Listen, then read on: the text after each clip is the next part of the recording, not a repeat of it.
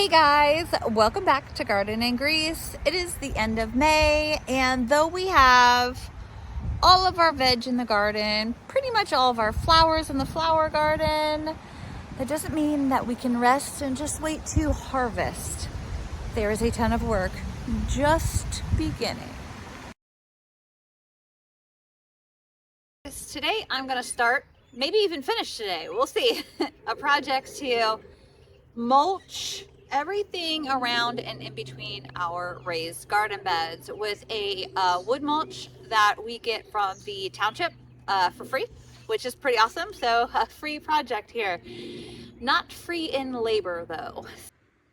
I started the project by pulling any tall weeds and then digging and pulling away all of the weeds and grass from around the edges along the concrete and beside the beds. So you can see I'm starting to cut in the edge that I want. And I wish I would have put a string in the middle of somewhere and ran it to make it a perfect circular shape.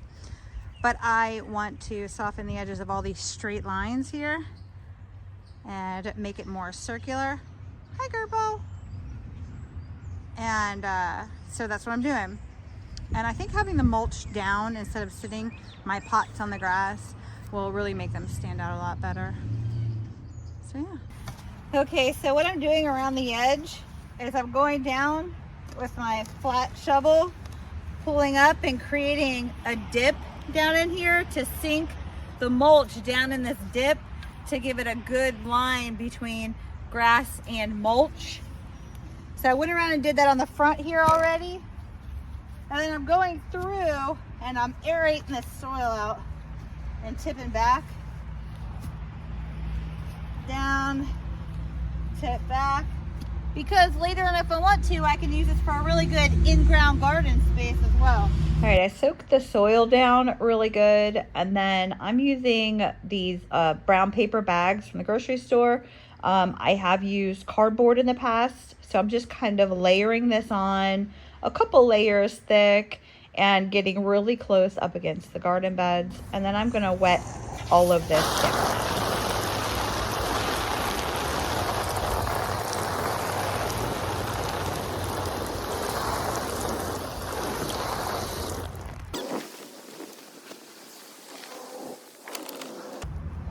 See this dip that we created here? The mulch just going down perfectly and lining up with the soil. You can just literally mow right across this edge right here then. It won't cause any problems. At least not for us, it hasn't. Before I complete this, I wanted to show you guys, this is the last part that I have to do of this project. I dug, I don't know if you can see really good, probably not very good in the camera. I dug down a couple inches and pulled the grass off, and any area where it was not going to be deep or like a wide area. So around some of the raised beds, I took the soil out and I'm sinking the mulch down in it so it's level with the grass. And I push it down with my foot. Everywhere I did this, I pushed down with my foot to make sure there's no like air pockets down in there. Make sure it's kind of level as much as I could. And the extra soil that I took out, I threw into the chicken coop, and they're having a blast. I filled in some low areas, hard to tell in this, filled in some low areas and then put a big pile in there, and they're flattening it really quick. There's a whole bunch of little grubs and worms and stuff in there, and they're having a blast. All right, I'm done with this project. I got all the way around all the beds. Now, I did like the idea of flowing out and around. Two reasons why I didn't do it. One, I like the journey of the grass path going through, and I should have cut this back that way a little bit more. Or I'll circle that in a little bit better there. And two, I just got really tired of digging dirt to fill this in. So this is what I got done. Maybe some other time I'll fill that in. But I mean, I do like the journey that the path takes you through. I like that a lot. So we got between all the beds, between the beds and the sidewalk, and then I dug down and removed the dirt around some of these skinnier areas and filled in with the mulch, so the dirt and the grass. So it looks a lot nicer, and this will be a lot easier for my husband to mow, because he'll just put, you know, the one wheel or whatever, however it works. I don't mow, I haven't mowed in years, I can't remember the last time, but he won't have to weed whack then. So that was a big part of it, and I wanted to just kind of make the gardens look a little nicer, not just like raised beds sitting on grass. And yes, my plastic still looks like poop. I need to put trim, and I keep saying it, but why don't you just look at that? I think it's beautiful. Okay, it's super windy out, but I wanted to show you that I just cut all of the lettuce out of this bed, and this spinach, you can see the flowers starting to form on here on 1, 2, 3, 4, on these 5. We're gonna let them go to flower. I may or may not pick a couple of leaves off of here anyway. All of our spinach, even our next succession of spinach is going to flower already. And it's not even, it hasn't been that hot. So that sucks. I'm going to start some more inside and then grow it in a shady area. This is only the end of May. So, and then we picked all of the lettuce out of the cabbage bed just now, because even using a cut and come again method, we have a lot of lettuce. So all of this is going to the chickens, and some of this might even go to the chickens. We had a really great lettuce season, and the chickens get a lot of it. This is my next succession of lettuce. The thugs have gotten to it a little bit. We've had a lot of rain. Look at that, is the most recent succession of spinach, and it's going to flower. And the girls love it. It's like 3 out right now. It's pretty early in the morning. Oh. And cut your lettuce early in the morning. It'll hold longer in the refrigerator. What we do is we rinse the lettuce off, let it sit and dry, kind of shake it, tap it dry, and then roll it into towels, like kitchen towels or paper towels. I even put one down the very center of it if you have really loose leaf lettuce like this. One like down in the center of it. And then I put it in a Ziploc bag and push as much air out as I can. Get some strawberries. We'll give that one to the chickens. And it lasts like weeks in the refrigerator then.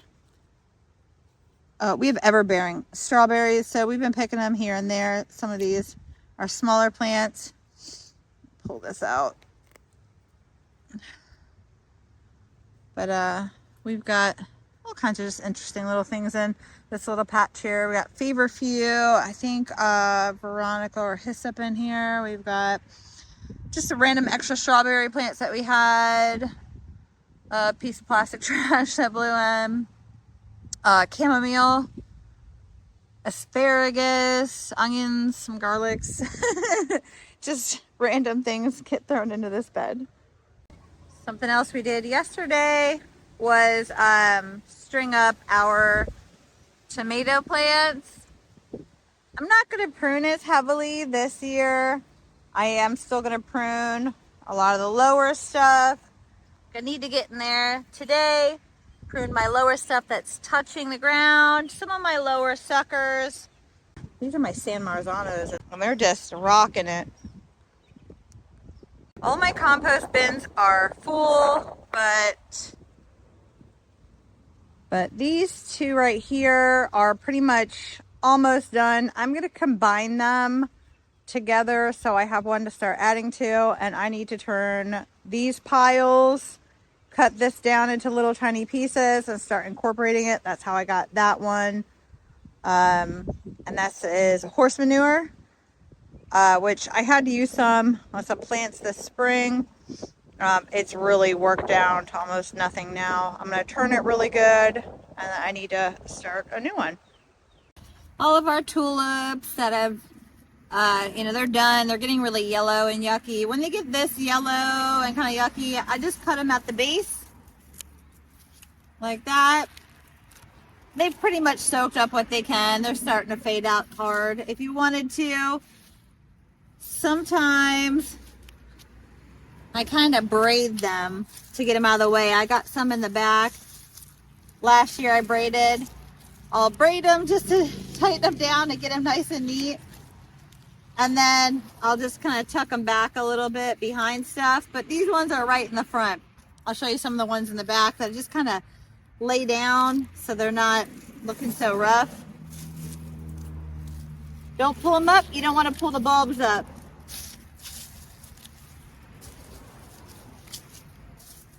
These spring, like daffodils, I just lay those down like that. Sometimes I braid them back, but you really don't see them because there's plants in front of them, so it's not a big deal. Here in a little bit, I'll probably just cut them back.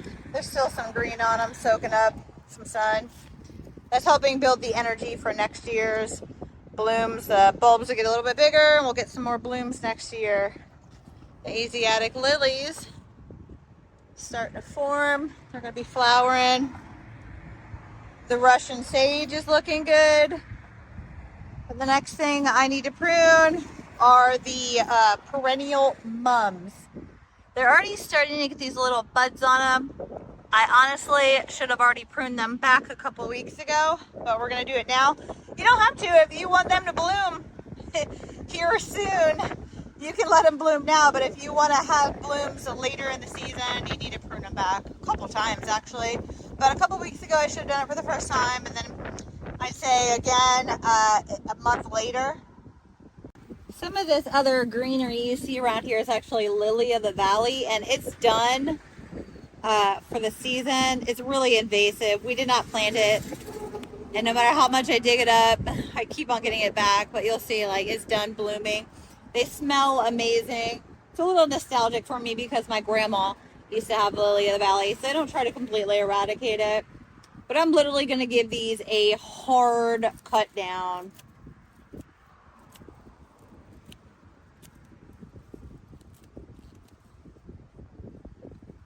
So I'm basically cutting half of that off. You could do the Chelsea chop too, and just cut, say, the front or the back, and then have half of it blooming early. Do that. I'm going to do it at two different heights. About a third off the back and a half off the front is how I've been doing mine.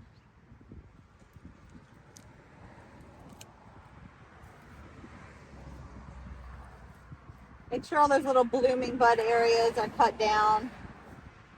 Okay, that looks good. And I got a bunch more of those to get done. And that's what that looks like. So this is my salvia, and these are spent blooms right here. But if I cut down here, the shadow here, cut down here, we have this bloom that actually had already come out. It's spent, but it has another bud right here. We'll send up another shoot later in the season. This one, it doesn't shoot back very quickly, but I will definitely get one late summer coming out of this. This one right here, all three are spent here, but if I go all the way down to here, I have a bud here that wants to, and that one that wants to flower actually already. That is what I'm doing on my salvia. It still has some pretty ones. It still has some pretty ones on the front, but that heavy rain we got really kind of bashed them and laid them down. The bees love them, so I'm going to leave these ones go until they really just kind of pass over, and then I'll trim them down. So you can see all these are pretty green.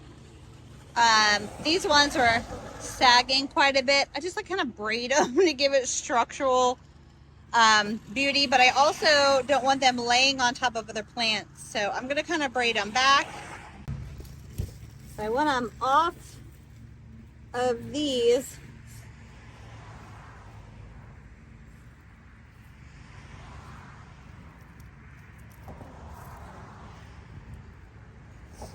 I can lay them back here, or just like I did with this other group.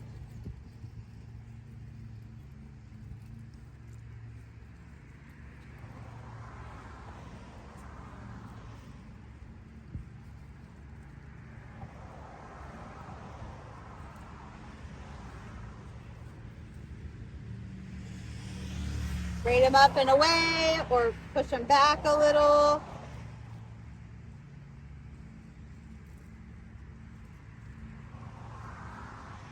You could tie off the tops if you want, but I kind of do something like that. They're still going to photosynthesize, but they're out of the way.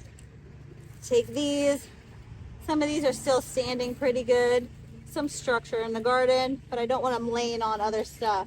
And if you can see these back here, these are actually annuals from last year, and they came back. So they're not doing great, but they definitely have blooms on them. So I'm letting those roll.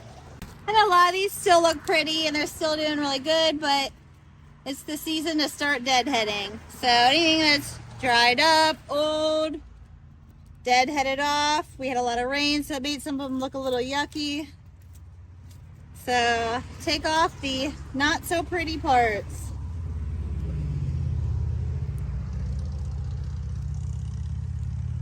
You can cut back or you can pop them off. I just pop them off. It'll send up more and more. And we're pruning.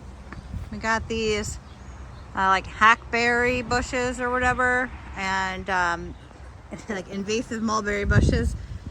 And they're just outpacing everything around it. So we're pruning these too.